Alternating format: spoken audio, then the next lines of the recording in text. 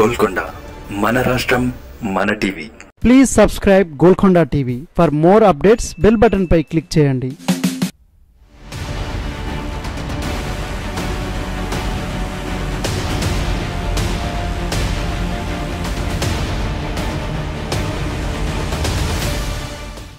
Delhi liquor స్కాములో Kalvakuntla కవితకు CBI 41A section కింద నిందితురాలిగా చేర్చింది.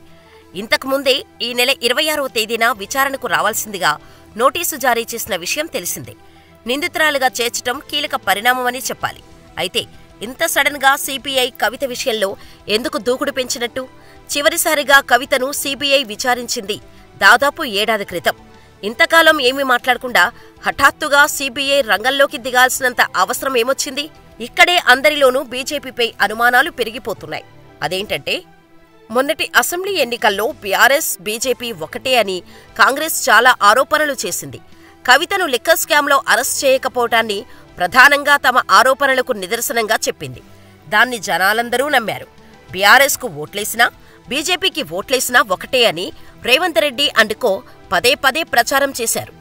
ఈ ఆరోపణలను బీజేపీ బీఆర్ఎస్ సరిగ్గా తిప్పికొట్టలేకపోయాయి. పైగా అప్పటి వరకు నరేంద్ర మోడీని నోటికొచ్చినట్టు మాట్లాడిన కేసీఆర్ లిక్కర్ స్కామ్లో కూతురు పాత్ర బయటపడేసరికి నోరిప్పలేదు. మోడీకి వ్యతిరేకంగా మాట్లాడటమే మానేశారు.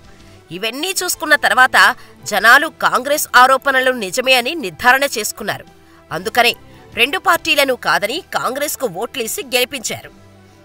రేపటి పార్లమెంటు ఎన్నికల్లో కూడా మళ్లీ అదే సీన్ రిపీట్ అవుతుందని బీజేపీ భయపడుతోంది. ఎన్డీఏలో కేసీఆర్ చేరబోతున్నారనే ప్రచారం ఇప్పటికే మొదలైపోయింది. తన కూతురును రక్షించుకునేందుకే కేసీఆర్ పార్టీని అధికారాన్ని పణంగా పెట్టారనే చర్చ జనాల్లో పెరిగిపోతోంది. అందుకనే మెజారిటీ సీట్లను గెలుచుకోవాలంటే ముందు కవితకు నోటీసులిచ్చినట్టు, అరెస్ట్ చేయబోతున్నట్టు కలరింగ్ ఇవ్వాలని లోకల్ బీజేపీ నేతలు అగ్రనేతలకు చెప్పుకున్నారట. అందుకనే సడన్ గా నోటీసులతో సిబిఐ హడావుడి మొదలుపెట్టింది. ఈ నోటీసులన్నీ దేనికంటే బీఆర్ఎస్ బీజేపీ ఒకటి కాదని చెప్పుకోటానికేనట. నిజంగా అదే నిజమైతే లిక్కర్ స్కాములో అంతమందిని అరెస్ట్ చేసిన ఈడీ మరి కవితను మాత్రం ఎందుకని అరెస్ట్ చేయలేదు? దీనికి మాత్రం బీజేపీ సమాధానం చెప్పటం లేదు.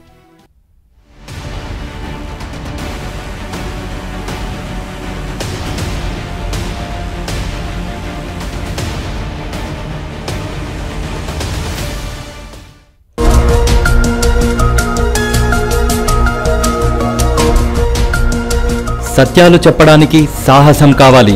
నిజాలు చెప్పే పత్రికలు రావాలి. నిజం మా నైజం. మెట్రో పక్క తెలంగాణ దినపత్రిక.